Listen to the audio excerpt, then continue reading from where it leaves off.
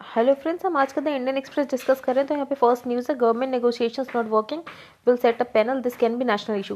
तो supreme court का basically ये कहना है कि वो एक पैनल कॉन्स्टिट्यूट करेंगे, ये जो बेसिकली डेडलॉक हो गया फार्मर्स और गवर्नमेंट के बीच का, उसको रिजॉल्व करने के लिए। Noting that the centre's negotiations with farmer groups protesting against the new farm laws did not appear to be yielding result. तो सुप्रीम कोर्ट का बेसिकली ये कहना है कि जो भी अभी बातें चल रही हैं उनके उसके बाद से कोई भी यील्डिंग रिजल्ट नहीं निकल रहा है। तो सुप्रीम कोर्ट ने बेसिकली ये डिसाइड किया है कि वो अब एक पैनल बनाएंगे इनके बीच में जो भी मैटर है गवर्नमेंट और फार्मर्स के बीच में, उसको सॉर्ट आउट करने के लिए। तो इससे हम ये देख सकते हैं कि जो सेपरेशन है between the judiciary and the legislative, वो थोड़ा ब्लर होता हुआ दिखाई दे रहा है। यहाँ पे नेक्स्ट न्यूज़ है, 4G spectrum sale clear, reserve price lower than the TRAI advice. तो जो telecom regulatory authority of India ने जो प्राइस बताया था कि मिनिमम इतने प्राइस पे आपको 4G स्पेक्ट्रम सेल करना चाहिए, गवर्नमेंट उससे कम प्राइस पे मान गई है। तो रिजर्व प्राइस बेसिकली ये होता है कि उससे कम प्राइस में तो नहीं ही बेचेंगे, मतलब मिनिमम प्राइस जिस पर गवर्नमेंट बेच रही है। तो यूनियन कैबिनेट ऑन वेंसडे उन्होंने स्पेक्ट्रम डिसाइड किया कि वो 3.92 लाख करोड़ पे बेचेंगे। तो उससे पहले वो इससे ज़्यादा में बेचने वाले थे। तो बेसिकली अभी क्या हुआ है, कोविड-19 के वजह से गवर्नमेंट को रेवेन्यू नहीं हुआ है। तो गवर्नमेंट रेवेन्यू जनरेट करने के लिए क्या कर रही है, बेसिकली वो तो डिसइन्वेस्टमेंट कर रही है, उसके अलावा स्पेक्ट्रम सेल कर रही है। तो the new round of auctions is likely to provide a boost to government revenue collection. तो उसको बेसिकली रेवेन्यू कलेक्शन चाहिए, इसलिए उन्होंने रिजर्व प्राइस और सस्ते रख दें कि जल्दी जल्दी चीज़ें बिक जाए और उनके पास रेवेन्यू जनरेट हो जाए इस फाइनेंशियल ईयर के ख़त्म होने से पहले पहले। तो ये न्यूज़ है। अब हम नेक्स्ट पेज पर चलते हैं। यहाँ पर सारी न्यूज़ कोरोना से ही रिलेटेड है और जो कि प्रोटेस्ट चल रहे हैं उनसे रिलेटेड है। अब हम नेक्स्ट पेज पर चलते हैं।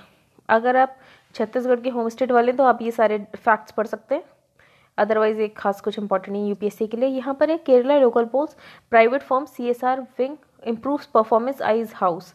अब बेसिकली यहाँ पर क्या है, एक कॉर्पोरेट सोशल रिस्पॉन्सिबिलिटी विंग है जो कि गवर्नमेंट फॉर्म है कीटेक्स ग्रुप उसका। तो वो जो उसका कॉर्पोरेट सोशल रिस्पॉन्सिबिलिटी, मतलब जो भी आपका टर्नओवर है उसका लगभग 2% किसी भी कॉर्पोरेट सोशल रिस्पॉन्सिबिलिटी में लगाना पड़ता है। For example public sanitation, school, education, इन सब में खर्च करना पड़ता है। तो वो क्या करते हैं, वो ग्राम पंचायत के इलेक्शंस भी लड़ते हैं और जो पैसा होता है उससे CSR फंड में जो पैसा डालना पड़ता है उससे वो काम भी करते हैं। तो where it sold provisions at subsidised rate, तो वहाँ पर क्या करते हैं, उस पार्टी के नाम है बेसिकली 2020। तो वो क्या करती है, सुपर बाजार में सब्सिडाइज रेट में चीज़ें बेचती है अपनी CSR रिस्पॉन्सिबिलिटी के 2% से, और इसके अलावा ओपन रोड नेटवर्क से सारा इंश्योर कराती है। और हम देख रहे हैं कि वो पॉलिटिक्स में भी है। तो जो पहले क्या होता था, पहले सिर्फ कॉर्पोरेट क्या करते थे, फंडिंग प्रोवाइड करते थे। अब हम देख रहे हैं कि कॉर्पोरेट्स पॉलिटिक्स में भी जा रहे हैं। तो जो एक लाइन है बिटवीन द थिन लाइन जो कि होती थी कॉर्पोरेट्स और जो पॉलिटिक्स संभालते थे, अब हम देख रहे हैं कि वो दोनों एक साथ मर्ज होती हुई दिख रही हैं। तो the corporate social responsibility wing of government firm Kitex group not only retain that panchayat but won 3 more in neighbouring villages this time. इसके अलावा उन्होंने बोला है कि वो इस बार असेंबली इलेक्शंस भी कॉन्टेस्ट करेंगे। तो यहाँ पर हम देख रहे हैं कि कॉर्पोरेट्स धीरे धीरे अब पॉलिटिकल में घुसते जा रहे हैं, पॉलिटिक्स में आते जा रहे हैं। ठीक है, अब वो पावर को भी इंश्योर करने की कोशिश कर रहे हैं।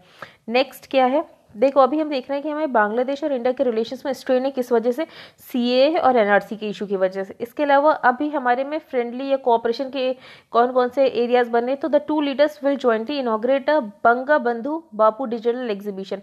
तो इस समय एग्जीबिशन को इनॉग्रेट किया जा रहा है। इसके अलावा एक प्री 1965 रेलवे लिंक जो कि बंद हो गया तो उसे वापस से खोला जाएगा। Release a commemorative stamp on Sheikh Mujibur Rahman's birth centenary and a peg to former India Bangladesh CEOs forum with IT sector as a priority area। तो इसको कोऑपरेशन के एरियाज आप याद रख सकते हैं। फिर नेक्स्ट न्यूज़ क्या है, exempt IIT recruitments from reservation। तो एक पैनल बना था, उस पैनल का नाम था, जो IIT के डायरेक्टर, एक कमेटी थी जिसको हेड करे थे IIT के दिल्ली के डायरेक्टर वी रामगोपाल राव। तो उन्होंने ये बोला था कि जो रिजर्वेशन है IITs में फैकल्टी रिक्रूटमेंट के लिए उन्हें हटा देना चाहिए। तो an 8-member committee appointed by the government for suggesting measures for effective implementation of reservation in student admissions and faculty recruitment in IITs has recommended that the 23 engineering schools should be exempted from the reservation under CEI Act 2019। ठीक है, उन्होंने ये बोला है basically आप इनको reservation से exempt कर दो, और उसको लिए उन्होंने प्रोविजन भी बताया कि कैसे एग्जेम्प्ट करो। बेसिकली आप उनको इंस्टीट्यूशंस ऑफ एक्सीलेंस में ऐड कर दो, जो कि मेंशन है schedule to the central education institution act 2019। तो उसमें सेक्शन 4 उस एक्ट का ये बोलता है, जो भी इंस्टीट्यूशंस ऑफ एक्सीलेंस है, या तो रिसर्च इंस्टीट्यूशंस है या तो institutions of national and strategic importance है, इसके अलावा जो माइनॉरिटी इंस्टीट्यूशंस है तो उनको रिजर्वेशन प्रोवाइड करने की कोई ज़रूरत नहीं है, तो वो एग्जेम्प्ट करता है इनको कि आपको रिजर्वेशन देने की कोई ज़रूरत नहीं। तो इन्होंने ये बोला है कि जो IITs हैं उनको भी आप इंस्टीट्यूशंस ऑफ एक्सीलेंस में डाल दो तो उनको भी रिजर्वेशन प्रोवाइड नहीं करना पड़ेगा। The committee recommended that post of associate professors and highest under the foreign national category इनको एग्जाम कर दो from the reservation and also suggested that reservation should apply to the institute as a whole. तो पूरे institute as a whole में आप reservation apply करो, ना कि डिपार्टमेंटल लेवल पे, मतलब अलग अलग डिपार्टमेंट में मत रिजर्वेशन अप्लाई करो, क्योंकि अलग अलग डिपार्टमेंट में अगर आप रिजर्वेशन अप्लाई करते हो तो आपको कैंडिडेट्स ढूंढना बहुत मुश्किल पड़ जाते हैं, उतने कैंडिडेट्स आपको मिलते नहीं है। तो इसको क्रिटिसाइज भी किया गया। बेसिकली ये बोला गया है कि ये जो रिकमेंडेशन है वो कास्टिस्ट इग्नोरेंस दिखा रहे हैं and leaves the blame on candidates from reserve categories for not being qualified enough. मतलब उनको कैंडिडेट्स नहीं मिल रहे हैं तो उन्होंने ये ब्लेम डाल दिया कैंडिडेट्स पे कि आप क्वालिफाइड नहीं। बेसिकली स्टेट को इंसेंटिवाइज करना चाहिए कि उस कैटेगरी से भी लोग इतने क्वालिफाइड बने कि वो सीट्स फिल हों, लेकिन इस बात का कोई ध्यान नहीं रखा गया और सीधे ये बात रिकमेंडेशन में दी गई कि आप ये रिजर्वेशन ही हटा दो। इसके अलावा instead it wants to do away with the reservation for recruitment of faculty. ठीक है, ये तो मैंने आपको बताया फैकल्टी के लिए रिजर्वेशन हटाना चाहते हैं। This is like a person accused of violating a law asking for the law to be scrapped. मतलब किसी से बोलो कि आप लॉ को वायलेट करो तो वो ये आपको रिकमेंडेशन देगा आप लॉ ही हटा दो। तो आपको ये पता चल गया ना, बेसिकली IITs में ये बोला गया कि आप रिजर्वेशन हटा दो, आप उनको इंस्टीट्यूट्स ऑफ एक्सीलेंस में ऐड कर दो। जब इंस्टीट्यूट्स ऑफ एक्सीलेंस में ऐड हो जाएगा तो अपने आप ही वो एग्जेम्प्ट हो जाएंगे। अब नेक्स्ट न्यूज़ पर चलते हैं। यहाँ पर इलेक्शन कमीशन ने पाया और उन्होंने chief electoral officer Madhya Pradesh उन्होंने उन्हें बोला है कि आप क्रिमिनल केसेस लॉन्च करो against 3 IPS officers and the state police officers for engaging in unauthorised and unaccounted cash contributions. तो बेसिकली वो कैश डिस्ट्रीब्यूट कर रहे थे during the last years Lok Sabha poll. तो इनसे क्या पता चलता है कि जो हमारे IPS ऑफिसर्स हैं, तो जैसे आपने पढ़ा होगा तो आपने भी एथिक्स में शायद पढ़ा होगा, पॉलिटिक्स एंड गवर्नेंस में पढ़ा होगा कि आपको पढ़ाया जाता होगा सिविल सर्विस न्यूट्रलिटी रूल्स। तो आपको कुछ न्यूट्रलिटी रूल्स मेंटेन करने होते हैं। तो ये इससे क्या पता चलता है कि कितना एथिक्स पढ़ रहे हैं लोग। हम नेक्स्ट पेज पर चल रहे हैं। अब ये जो माउंट एवरेस्ट का नाम है किसके नाम पर रखा गया है, तो this is George Everest house. ये आपको हाउस दिख रहा है, जॉर्ज एवरेस्ट का हाउस है। इसको पार्क हाउस भी बोलते हैं। तो ये work place of the British geographer sir George Everest, one of the early surveyor's general of India, और इन्हीं के नाम पर रखा गया माउंट एवरेस्ट का नाम। World's highest mountain is named. तो बेसिकली जो उनका हाउस है इसको म्यूजियम में कन्वर्ट किया जा रहा है। तो the development of sir George Everest heritage park state is being carried out by the Uttarakhand tourism department, जो कि एशियन डेवलपमेंट बैंक से फंड लेकर इसको अब चेंज किया जाएगा, इसको म्यूजियम बनाया जाएगा। अब नेक्स्ट पेज पर चलते हैं। यहाँ पर एससी ने नोटिस दिया गवर्नमेंट को न्यूट्रल डाइवोर्स एलिमनी रूल।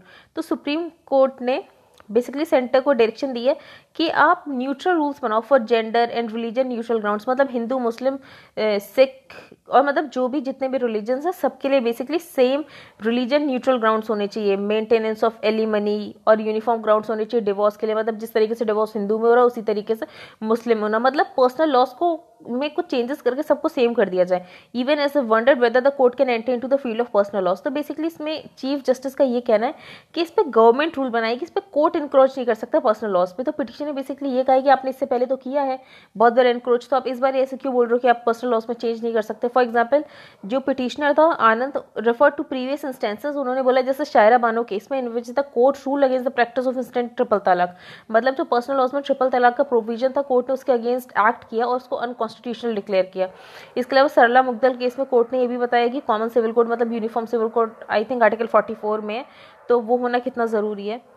तो इस पर CJI ने बोला हमने शायरा बानो केस में ये बताया कि ग्राउंड्स ऑफ डिवोर्स भी सेम, ऐसा तो नहीं कहा उन्होंने। तो मतलब उन्होंने ये तो नहीं बोला कि सारे पर्सनल लॉ सेम बना दो। और इसके अलावा भी गवर्नमेंट ने इस पर बेसिकली ट्रिपल तलाक लॉ पास किया जिसकी वजह से ट्रिपल तलाक अनकॉन्स्टिट्यूशनल हुआ है। तो parliament has also passed a legislation. Anand pointed out that the court had previously intervene.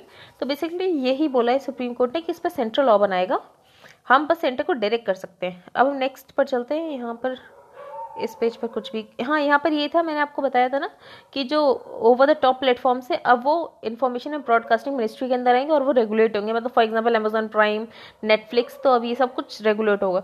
तो गवर्नमेंट बेसिकली ये कह रही है कि रेगुलेशन से ज़्यादा हम फैसिलिटेट करना चाह रहे हैं। तो इसमें आपको खास कोई इंपॉर्टेंट न्यूज़ नहीं मिलेगी। ये जो आर्टिकल है अभी NFHS का सर्वे आया है, तो ऑथर ने उसमें कुछ फाइंडिंग्स बताए हैं कि India has the highest proportion of underweight children in the world. India में सबसे ज़्यादा अंडरवेट चिल्ड्रन है in the world, a full 36%। अगर हम NFHS देखें 4, 2015-16 का। इसके अलावा जो हमारे यहाँ 36% है, अगर हम अपने साउथ एशियन नेबर से भी कंपेयर करें तो वो बहुत कम है। फॉर एग्जांपल बांग्लादेश में सिर्फ 22% है, नेपाल में 27% है, जबकि ये देश हमारी इकॉनमी से तो इनकी इकॉनमी बहुत छोटी है, उसके बाद भी इन्होंने इतनी ज़्यादा अपने यहाँ अंडरवेट कम कर लिया, लेकिन हमारे अंडरवेट अभी भी 36% है। अगर हम चाइल्ड स्टंटिंग पे फोकस करें, लो हाइट फॉर एज, मतलब आपकी एज के कंपैरिजन में आपकी हाइट कम हो, तो हम देख रहे हैं कि इंडिया की रैंक उसमें थोड़ी इंप्रूव हुई है, लेकिन उसके बाद भी हमारे यहाँ बहुत ज़्यादा अंडर नरिश्ड चिल्ड्रन हैं, ठीक है, in the company of a dozen other countries such as Ethiopia, Congo and Afghanistan. तो मतलब इन कंट्रीज़ के साथ खड़े होते हैं, मतलब Ethiopia, Congo and Afghanistan, in countries के साथ हमारा कंपेरिजन किया जा रहा है। तो underweight children increase in that period in 6 of these 10 states stunting increase. तो बेसिकली ऑथर ने बताया कि एनएफएचएस का जो सर्वे का डेटा रिलीज हुआ है फर्स्ट फेज का, उसमें 10 में से 6 स्टेट्स में स्टंटिंग इंक्रीज हुई है। तो ऑथर ने बोला इसके लिए क्या किया जा सकता है। तो सबसे पहले अभी क्या हुआ, मिड डे मील्स हमने देखा डिसकंटिन्यूड हो गए लॉकडाउन की वजह से, ठीक है। तो इस बार हम देख रहे हैं कि इससे बहुत ज़्यादा फर्क पड़ने वाला है बच्चों के नरिशमेंट पे और उनकी स्टंटिंग वेस्टिंग, बहुत ज़्यादा बच्चे स्टंटेड और वेस्टेड हो जाएंगे इस वजह से। मैनी स्टेट्स ने ये कोशिश की कि उनको कैश दे दिया जाए, उनको टेक होम राशन दे दिया जाए, जो कि उनको कुक्ड मील्स नहीं मिल पा रही, लेकिन ये भी बहुत हैफाजर्ड था और इनएडिक्वेट था। इसके अलावा जो इम्यूनाइजेशन ड्राइव थी उसमें भी कुछ डिसरप्शन पाया गया ड्यू टू द लॉकडाउन। जो आंगनवाड़ीज है वो बहुत टाइम तक क्लोज रहे। इसके अलावा तो ऑथर ने बोला कि इन सब चीज़ों की वजह से और अर्जेंट इंटरवेंशन की ज़रूरत है। तो फर्स्ट स्टेप ये है कि चाइल्ड डेवलपमेंट होना चाहिए, both for its own sec and for the future of the country. मतलब अगर बच्चा डेवलप्ड होगा तभी तो वो ह्यूमन रिसोर्स बनकर काम आ सकता है देश के।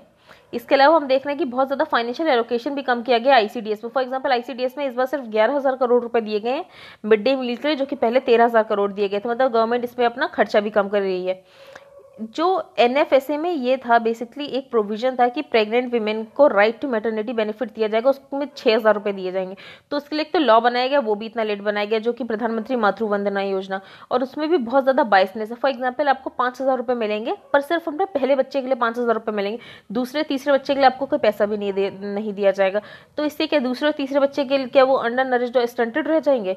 तो ऑथर इसमें ये बोला है कि हमें क्या करने की जरूरत है, हमें आंगनवाड़ीज को और उनका इंफ्रास्ट्रक्चर मजबूत करने की जरूरत है। स्टीलिंग देयर राशंस, तो बेसिकली ये इसमें ऑथर ने ये बोला है, अभी बेसिकली इस बात पे बात चल रही है कि जो फार्म लॉज गवर्नमेंट ने पास किए उससे फार्मर्स पे क्या इम्पैक्ट पड़ेगा।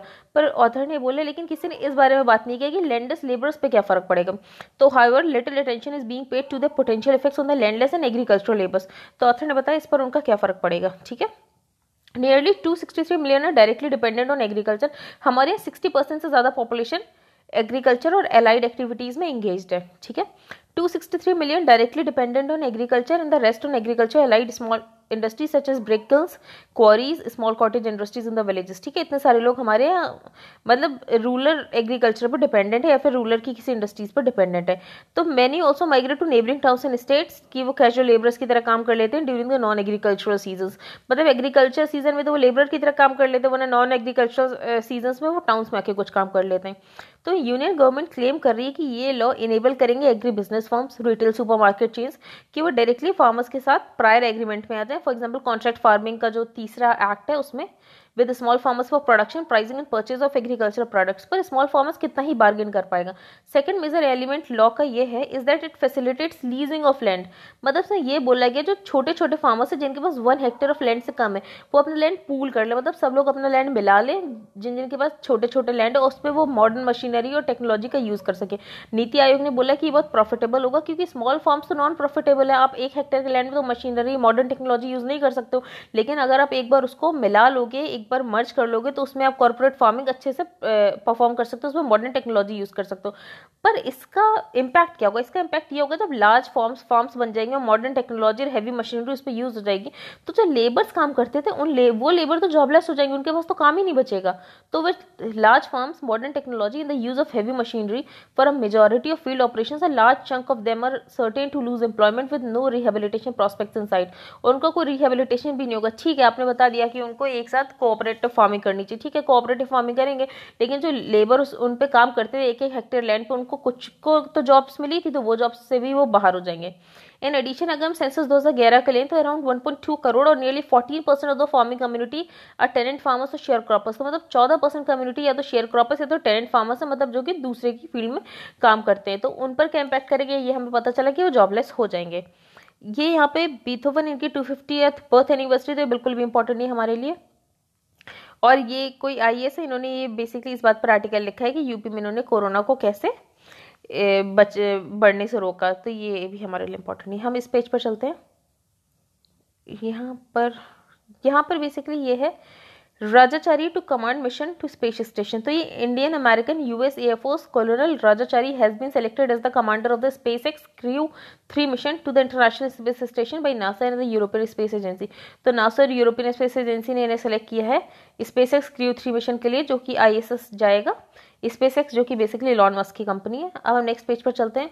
ये फर्स्ट बिल्कुल भी एक्सप्लेन सेक्शन इंपॉर्टेंट नहीं। Second, how parliament meets. तो power to convene a session of the parliament ये गवर्नमेंट के पास होता है। गवर्नमेंट के पास इसका राइट होता है कि वो पार्लियामेंट को कन्वीन करना चाहती है नहीं करना चाहती। तो decision basically cabinet committee on parliamentary affairs लेता है। तो इंडिया में कोई फिक्स्ड पार्लियामेंट्री कैलेंडर नहीं है कि इस टाइम पे मिलना है। बाई कन्वेंशन 3 सेशन होते हैं, आपको पता होगा। एक बजट सेशन होता है, एक मानसून सेशन होता है और एक विंटर सेशन होता है। तो 3 सेशन होते हैं। द लॉन्गेस्ट बजट सेशन होता है जो कि start towards the end of the January and concludes by the end of the April. इसका सेकंड सेशन होता है मानसून सेशन और तीसरा सेशन होता है विंटर सेशन। तो इस बार कोविड-19 के चलते डिसाइड किया गया कि विंटर सेशन नहीं होगा, अब सीधे बजट सेशन होगा। अब कॉन्स्टिट्यूशन में क्या लिखा गया है? कॉन्स्टिट्यूशन में आर्टिकल 85 में लिखा गया था summoning of the parliament is specified in article 85 of the constitution. ये आर्टिकल कहाँ से लिया गया था? गवर्नमेंट ऑफ इंडिया एक्ट 1935 से लिया गया था। तो गवर्नमेंट ऑफ इंडिया एक्ट 1935 के प्रोविजन में क्या लिखा था? उसमें ये लिखा था that the central legislature had to be summoned to meet at least once a year. मतलब एक बार मिलना है उसे साल में, और 12 महीने का गैप नहीं होना चाहिए बिटवीन द 2 सेशंस। लेकिन जब हमारा कॉन्स्टिट्यूशन बन रहा था तो ड्राफ्टिंग कमेटी ने डिसाइड किया कि ब्रिटिश सरकार ऐसा इसलिए करती थी ताकि वे अकाउंटेबल ना होना पड़े, उस चीज़ों का जवाब ना देना पड़े पार्लियामेंट में आके। तो ये डिसाइड किया गया जब हमारा कॉन्स्टिट्यूशन बन रहा था कि हम 2 सेशंस के बीच में सिर्फ 6 महीने का गैप रखेंगे। तो his drafting of the provision reduce the gap between session to 6 months and specified that the parliament should meet at least twice a year, ताकि कुछ अकाउंटेबिलिटी तो रहे। मतलब बार बार अगर सेशन लगेगा तो जो एग्जीक्यूटिव है वो अकाउंटेबल टू होंगे टू द लेजिस्लेचर। इसके अलावा हम देख रहे हैं कि लोकसभा बहुत कम टाइम के लिए मिलती है as compare to the previous Lok Sabha. For example, Lok Sabha met for an average of a little more than 120 days a year. This has come down to approximately 70 days in the last decade. तो last decade में हम देख रहे हैं कि कितना ज्यादा कम होता जा रहा है लोकसभा का मिलना। ये शेतकारी संगठन क्या है जो कि गवर्नमेंट को बैक कर रहा ऑन द फार्म लॉज? तो शेतकारी संगठन को किसने फॉर्म किया था? Legendary farm leader Sharad Joshi. तो जोशी का बेसिकली क्या विजन था? तो द जीनेसिस ऑफ द शेतकारी संगठन लाइज इन द मूवमेंट। ये बेसिकली अनियन ग्रोवर्स ने क्या किया था, अपना सारा प्रोड्यूस डंप कर दिया था क्योंकि उनको कुछ प्राइस नहीं मिल रहा था। मतलब बहुत ही ऐसे पेनी के भाव में बिक रहे थे उनके प्याज, तो उन्होंने सब फेंक कर चले गए थे। तो उसके बाद ही ये मूवमेंट आया शेतकारी संगठन। जोशी ने बिलीव किया कि unless the problem of Bharat, मतलब भारत उन्होंने किसे रेफर किया? रूरल इंडिया को। वो raised forcefully in India. India किसे रेफर किया है? जो सिटीज और अर्बन एरियाज। मतलब उन्होंने भारत वर्सेस इंडिया को दिखाया। भारत जो रूरल इंडिया, इंडिया जो बेसिकली अर्बन इंडिया है, कि जब तक रूरल इंडिया नहीं डेवलप होगा तब तक farmers would never receive justice. तो उसके उनके बेसिकली एजिटेशंस क्या थे? अर्बन एरिया के खिलाफ थे and were calculated to impact urban life. ठीक है। Protesters often gathered on the highways. अगर आपका सोशियोलॉजी ऑप्शनल होगा तो आपने बेसिकली पढ़ा होगा कि शेतकारी संगठन और भारतीय किसान यूनियन और कर्नाटका वाली एक फार्मर यूनियन, तो ये सारी चीज़ आपने पढ़ी होंगी। तो Joshi was the only among India's 3 big farm leaders at the time. इस समय 3 थे। एक भारतीय किसान यूनियन के थे जो कि लीडर थे महेंद्र सिंह टिकैत। उसके अलावा कर्नाटका राज्य रायता संघा, बेसिकली जो जीएम क्रॉप्स के अगेंस्ट था इनका, तो उनको भी आपने पढ़ा होगा, एमडी नंजुदा स्वामी। तो ये जीएस के लिए इंपॉर्टेंट नहीं, तो आप इसे छोड़ सकते हैं। बस जिनका सोशियोलॉजी ऑप्शनल है वो एक बार इस आर्टिकल को पढ़ सकते हैं। अब नेक्स्ट पर चलते हैं। यहाँ पे गवर्नमेंट ने डिसाइड किया है कि ट्रस्टेड और नॉन ट्रस्टेड सोर्सेज को वो डिमार्केट करेंगे कि कौन से ट्रस्टेड सोर्सेज है और कौन से नॉन ट्रस्टेड सोर्सेज है। तो the cabinet committee on security, जिसको प्राइम मिनिस्टर हेड करते हैं, उन्होंने अप्रूव किया एक न्यू नेशनल सिक्योरिटी डायरेक्टिव बनाने के लिए, जिसमें वो टेलीकॉम प्रोडक्ट्स को क्लासीफाई करेंगे ट्रस्टेड और नॉन ट्रस्टेड। बेसिकली इस मूव से क्या हो सकता है? जो चाइनीज टेलीकॉम इक्विपमेंट वेंडर्स है, जैसे कि हुआवई जो कि 5G टेक्नोलॉजी में डील करता है, ZTE, वो इंडियन टेलीकॉम प्लेयर्स को कुछ सप्लाई नहीं कर पाएंगे क्योंकि बेसिकली ये पाया गया है कि जो ये कंपनियां जो हुआवई और ZTE, ये बैकडोर के थ्रू एंट्री चाहती हैं और वल्नरेबिलिटीज होती हैं जो कि सिस्टम को इस पर स्पाई करती हैं फॉर द चाइनीज गवर्नमेंट। तो ये चाइनीज गवर्नमेंट के लिए स्पाई करती हैं सारी कंपनियां, तो इनको बेसिकली एंट्री नहीं मिल पाएगी। तो यूएस एक रिपोर्ट निकालता है जिसका नाम है macroeconomic and foreign exchange policy of major trading partners of the United States. तो ये रिपोर्ट का नाम है। तो इसमें वो क्या देखते हैं कि कौन कौन से कंट्रीज करेंसी मैनिपुलेटर है। Currency manipulator for example India है जैसे, तो इंडिया में अगर क्या करे, अचानक से हमारी रिजर्व बैंक जो रुपए की करेंसी है, रुपए की करेंसी मार्केट में बढ़ा दे और डॉलर को तो इससे क्या होगा, रुपए जो है वो वीक दिखेगा as compare to the dollar. तो इससे क्या होंगे, हमारे एक्सपोर्ट्स बढ़ेंगे, क्योंकि यूएस में फिर हमारा सामान सस्ता दिखेगा, तो इसको बोलते हैं करेंसी मैनिपुलेशन। तो यूएस का बेसिकली ये कहना है कि कौन कौन से कंट्री करेंसी मैनिपुलेट करते हैं, उसके लिए वो एक लिस्ट निकालता है। तो उन्होंने इंडिया को किस में रखा, उन्होंने इंडिया को रखा है watch list, currency watch list. तो the US on Wednesday added India along with Taiwan and Thailand to the monitoring list of currency manipulating countries that includes major trading partners. तो बेसिकली उन्होंने, तो ये report इतनी खास important नहीं, बस आपको ये पता होना चाहिए करेंसी मैनिपुलेशन क्या होता है। And that's it, I think that's it for today. Thank you and have a nice day. If you like the video, then please like, share and subscribe.